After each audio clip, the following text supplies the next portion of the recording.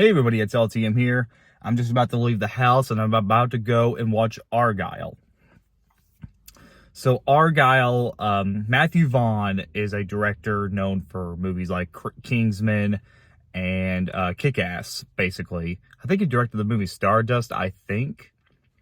He's also an executive producer on a lot of other big blockbuster movies. So going into this movie, I'm really excited. I love the idea of the movie. I will admit, the trailer kept showing so much that I kind of got tired of it. But because it's like, okay, we get it. Argyle's coming out. Like every movie that I saw in the past half a year of 2020 of last year, this trailer was always on. So I did get tired of the trailer constantly showing up. Trailer was showing up so much. So every movie I went to see, the trailer just kept showing up. But I was still curious about the idea of this movie because not only is an original idea, but the big cast members they got in it sound really interesting. Like you have Samuel Jackson, John Cena, Bryce Dallas Howard, Sam Rockwell, Bryan Cranston. You got all these big names attached to this, and those people are comedy gold. I mean, these people, you can't go wrong with any of these people in this film. So, hoping that this movie is going to be good. This is the LTM, and I'll be right back, and I'll give you all my thoughts later. Hey everybody, it's LTM here. I just got out of the shower, and I just took everybody home. I just got back from watching Argyle, the latest movie this weekend. So Argyle was directed by Matthew Vaughn, which I probably stated in the video that I really like most of his work. I liked Kick-Ass. I enjoyed the Kingsman movies.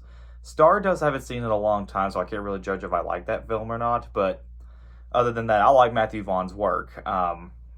So when I heard he was making another movie, which was a spy thriller, kind of like Kingsman, but with with a cat in a bag, I was like, okay, it's not a great concept, but you could put some significance out of it. So going into this movie, I had high expectations. So when I saw the reviews for the movie, I was like, is it really that bad?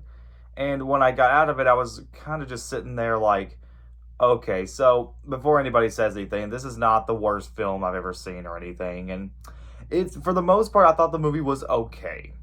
Not great, not terrible, but I could kind of see why I felt underwhelmed while watching some of it. So I don't know anybody that necessarily hated this film, but I don't know anybody that loved it either. And after seeing it, yeah, okay. So Argyle is, you got a woman played by Bryce Dallas Howard who's a writer. She's a writer, and she has this cat who she's pretty much her best friend.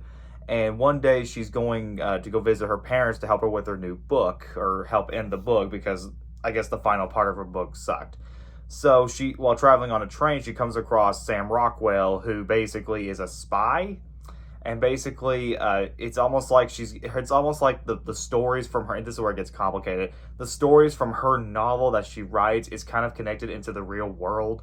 Like everything, I don't know if it's like all in her head or things like that. Like there are times where Sam Rockwell turns into like the actor or the character from her book, and like sometimes like the whole storyline is basically set in the real world, and she has to stop. She and Sam Rockwell have to stop this guy from taking over the world. It doesn't make any sense, and not to mention, she carries the cat with her, and she's been put in this bag. Which I thought that would have been the main focus of the film, but it turns out this cat is only in half of this movie, so it has little to do with it. So that's one of the disappointing things about this movie. I thought the cat was going to have a much bigger role in it, but I guess not. So let's get to the good stuff out of the way, because there are some good things. One, I love Bryce Dallas Howard and Sam Rockwell's chemistry.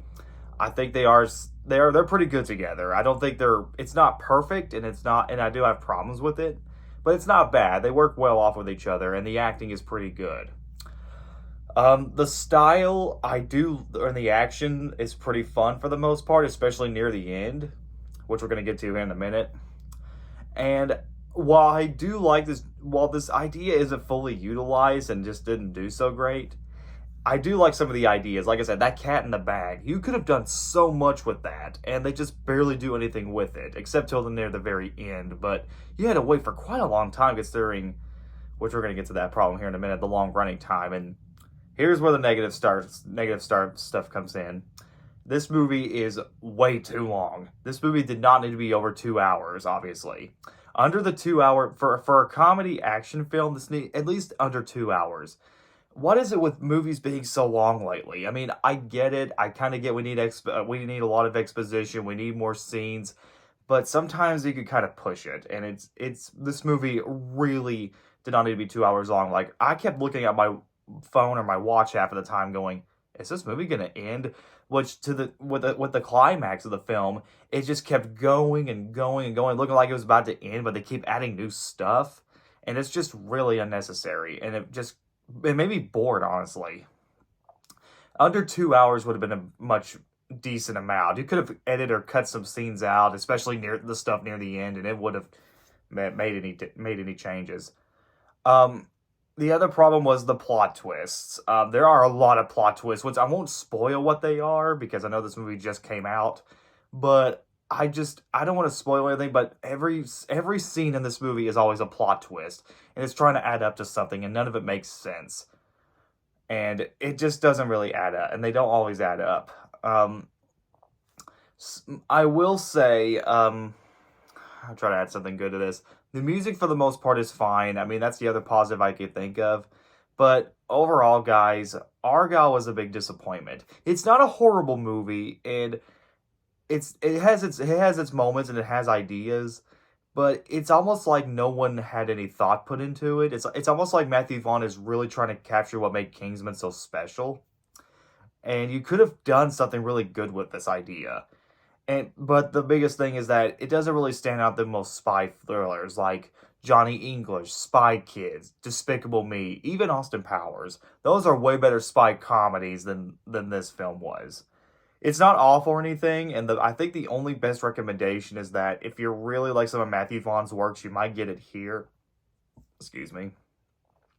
But it's not a high recommendation. I don't really recommend Argyle unless just out of morbid curiosity.